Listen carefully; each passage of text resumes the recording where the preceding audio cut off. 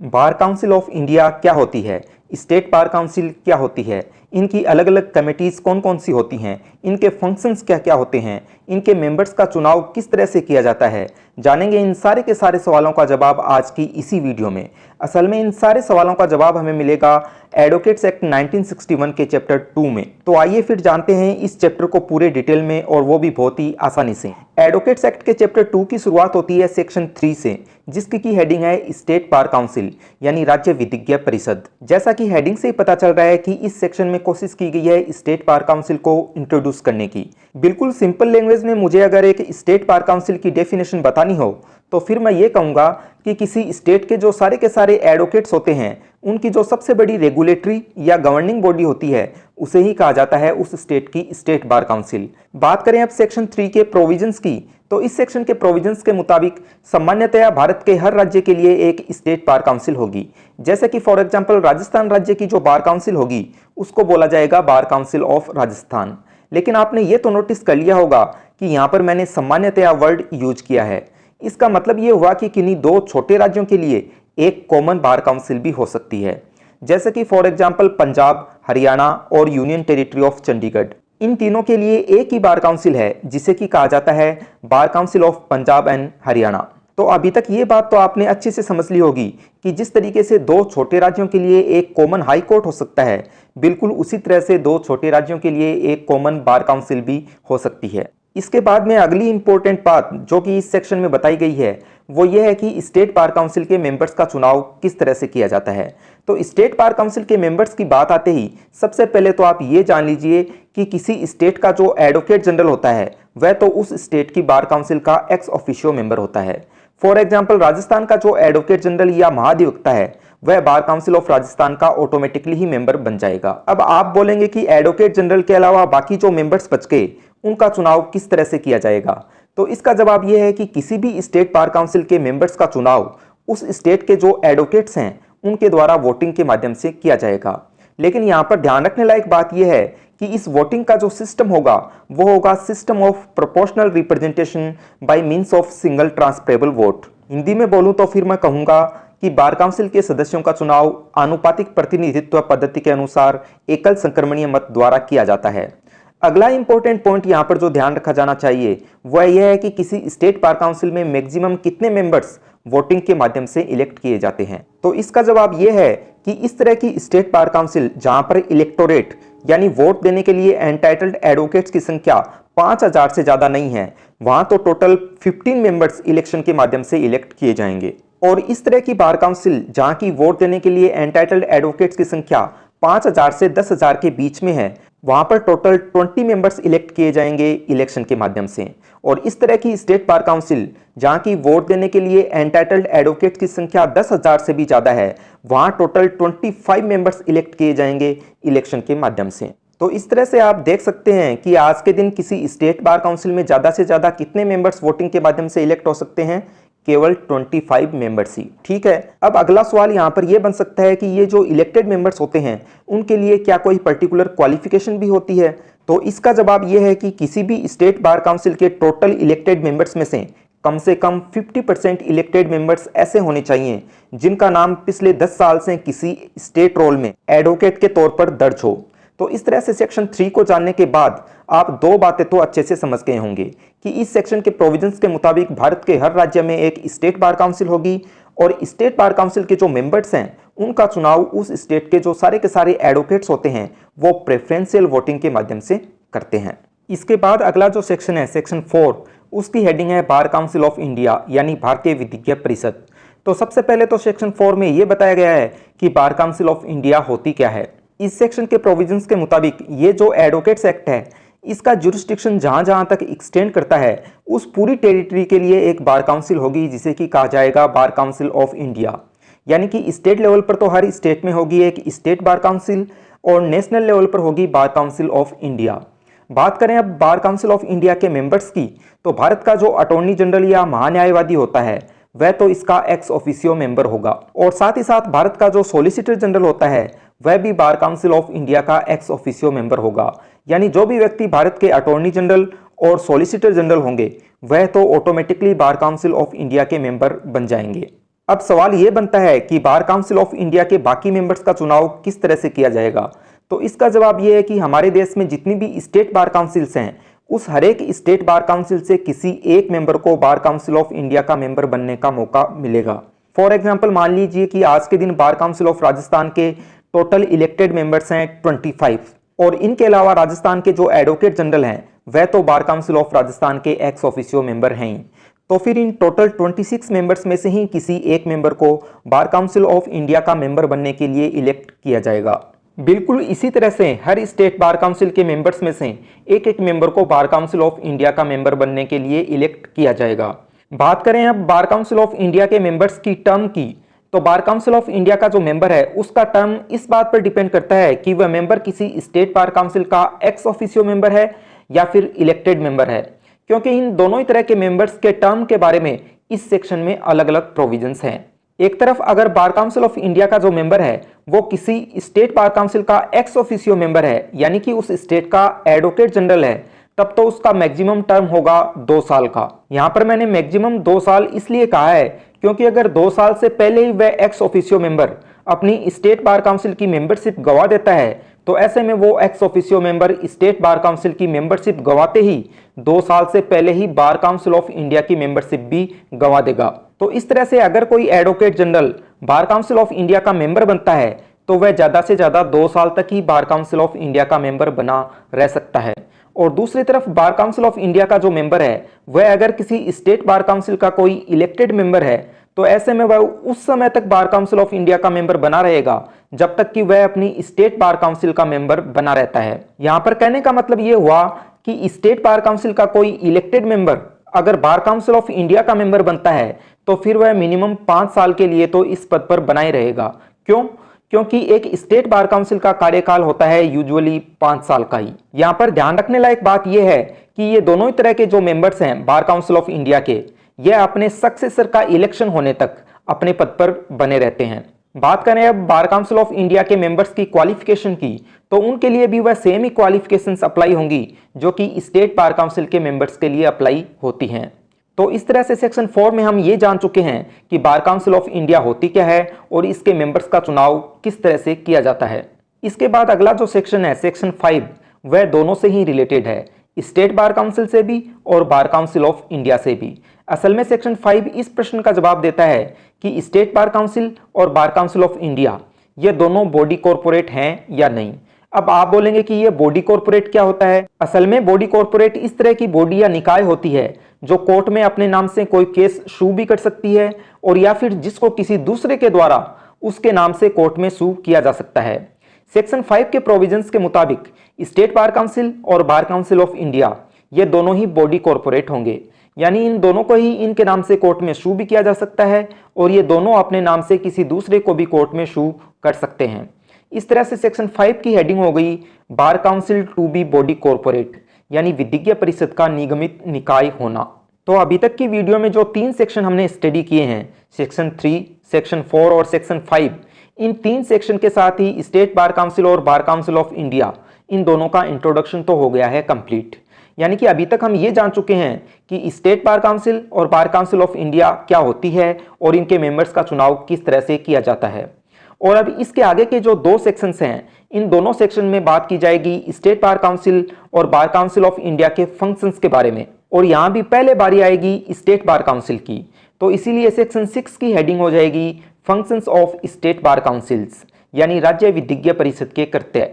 इस सेक्शन के प्रोविजंस के मुताबिक एक स्टेट बार काउंसिल के जो 4 सबसे प्रमुख काम होते हैं वह इस तरह से हैं। फर्स्टली, उस स्टेट के एडवोकेट्स का रजिस्ट्रेशन करना, यानी एडवोकेट्स का एनरोलमेंट या पंजीयन करना। सेकेंडली, उस स्टेट के एडवोकेट्स का रोल या नामावली को प्रिपेयर करना और उसको मेंटेन करना। थर्डली, स्टेट के एडवोकेट्स के खिलाफ प्रोफेशनल मिसकंडक्ट या किसी और तरह के मिसकंडक्ट से रिलेटेड जो कंप्लेंट्स हैं उनको एंटरटेन करना।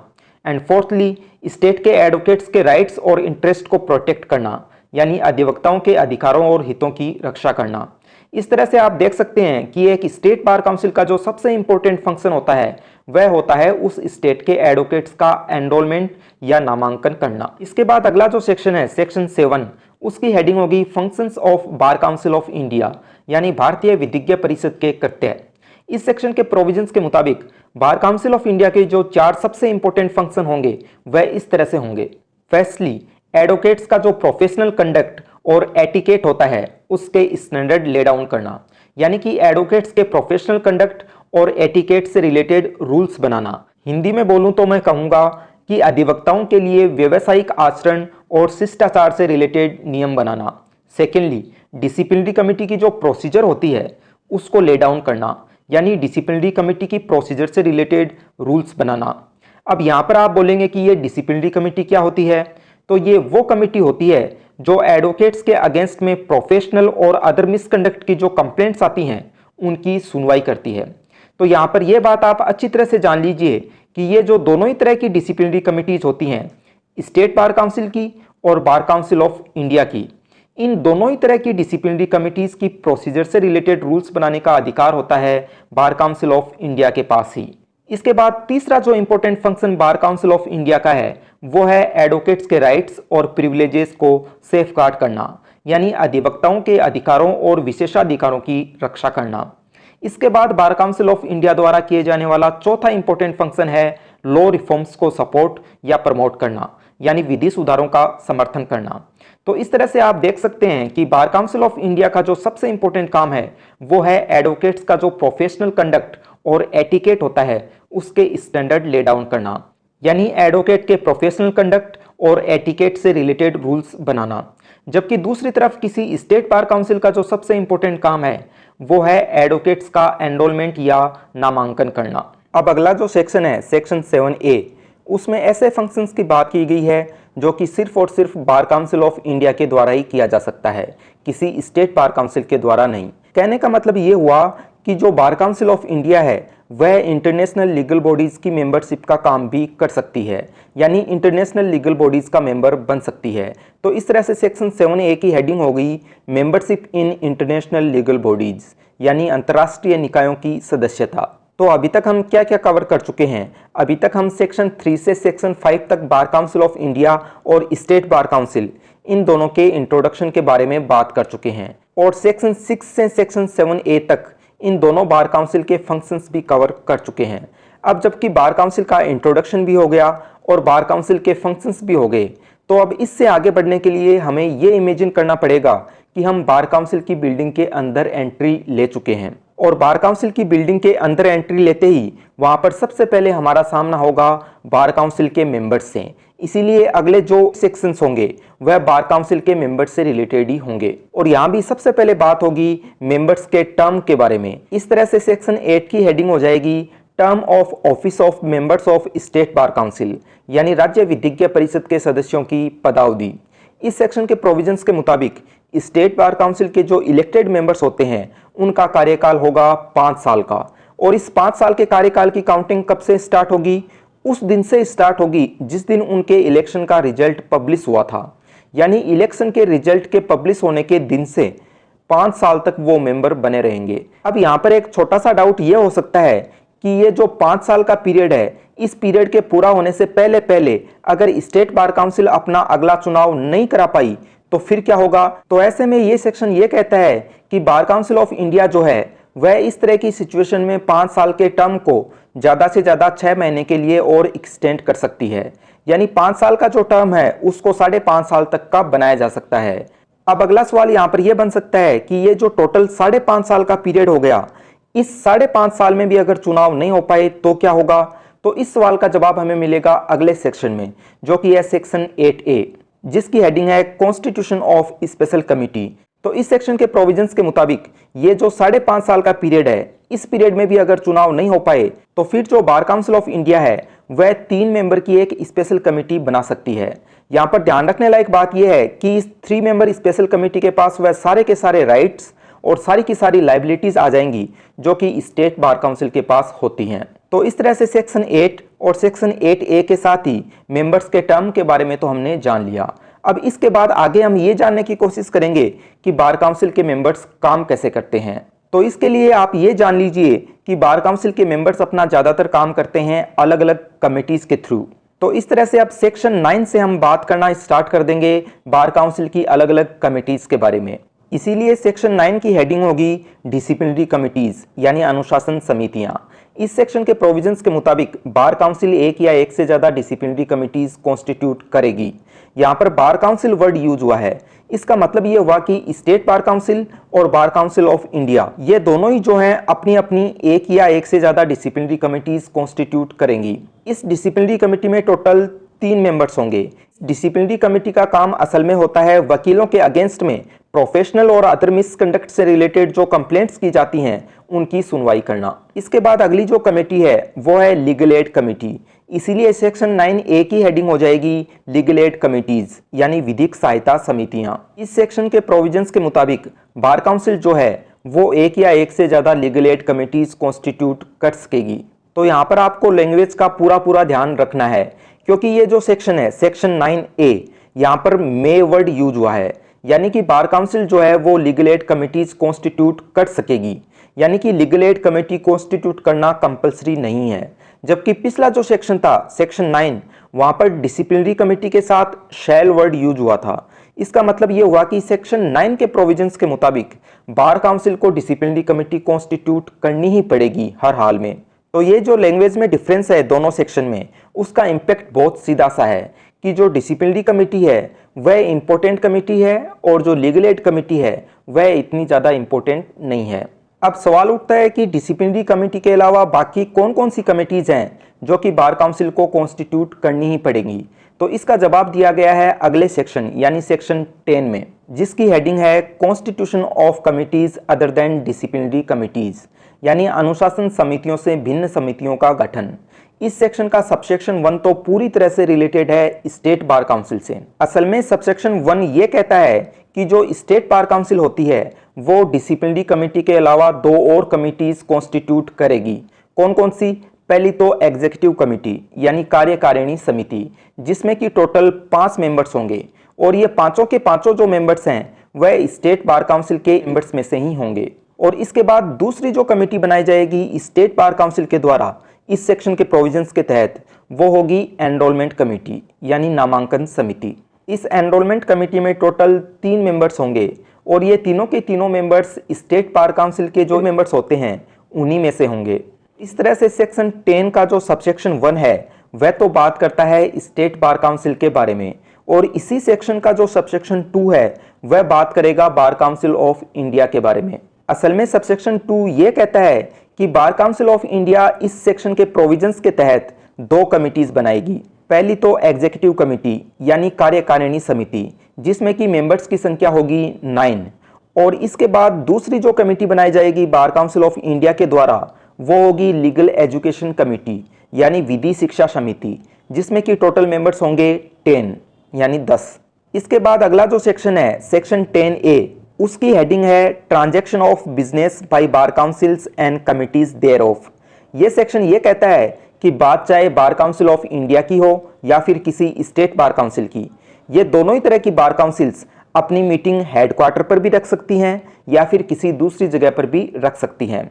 लेकिन यहाँ पर जो ज़्यादा ध्यान रखने लायक बात है वो ये है कि बार काउंसिल की जो डिसिप्लिनरी कमेटी होती है उस डिसिप्लिनरी कमेटी को छोड़ करके बाकी जितनी भी कमिटीज होती हैं उन बाकी तमाम कमिटीज की मीटिंग सिर्फ और सिर्फ उस स्टेट बार काउंसिल के हेडक्वार्टर पर ही रखी जा सकती है, किसी भी दूसरी जगह नहीं।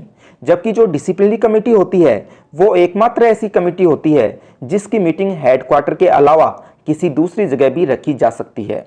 इसी के साथ बार काउंसिल की कमिटीज से रिलेटेड जो सेक्शन थे वह तो हो गए हैं कंप्लीट। इस वीडियो में बार काउंसिल के मेंबर से रिलेटेड हमारा जो डिस्कशन चल रहा था उसके अंतर्गत सबसे पहले तो हमने बात की थी मेंबर्स के टर्म के बारे में, फिर सेकंड नंबर पर हमने बात की थी अलग अलग कमिटीज के बारे में, और अब मेंबर्स से रिलेटेड तीसरा और अंतिम टॉपिक होगा डिस्क्वालिफिकेशन ऑफ मेंबर्स।